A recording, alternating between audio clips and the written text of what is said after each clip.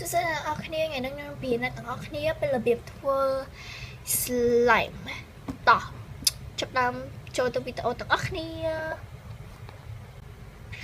គ្រឿងដែលយើងត្រូវការគឺកាវ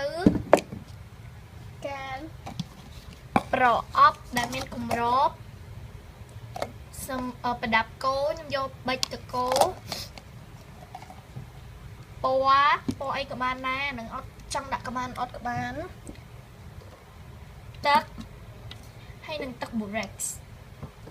ហើយមួយទៀតយើងត្រូវការសាប៊ូក៏បានសាប៊ូបន្ទន់សក់ក៏បានអូខេតោះចាប់ដល់ make ថ្ងៃដំបូងយើងចាក់កៅសយើងចូល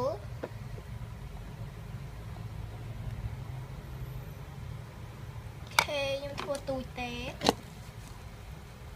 តបមកចាក់ទឹកបន្តិចចាក់មកចាក់តាពី3ទៅ10បានហើយ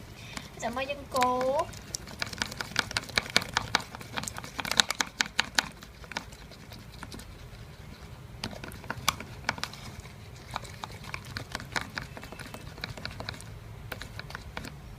អូខេតមកដាក់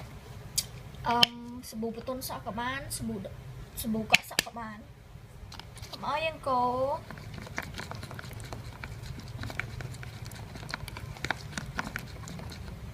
ហើយយើងដាក់ពណ៌អូ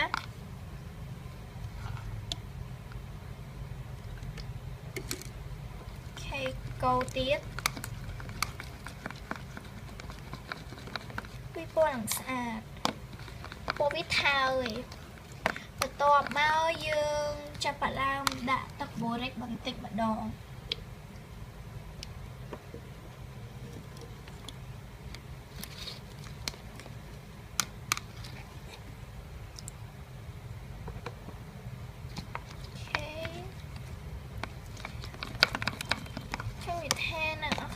កាវនោះវាត្រូវការ borax ច្រើនណាស់ណា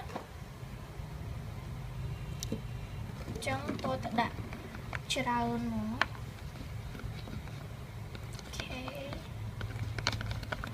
ខ្ញុំប្រកាសថាវាគឺជាវាប្រកាសជាចេញជា jiggly slime ខ្ញុំប្រកាសតែហ្មងព្រោះអីពេលខ្ញុំធ្វើជាមួយកាវនឹងដំបងវាដូចជាកលីណាហើយtôiចង់ដឹង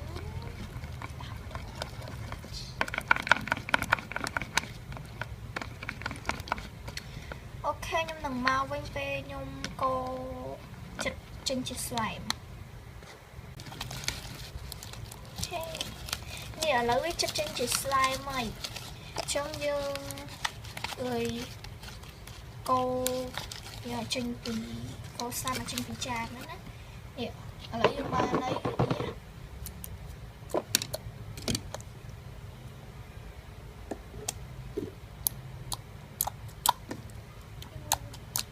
អូយឡើងឡយឡើងដករបស់ចេញសិន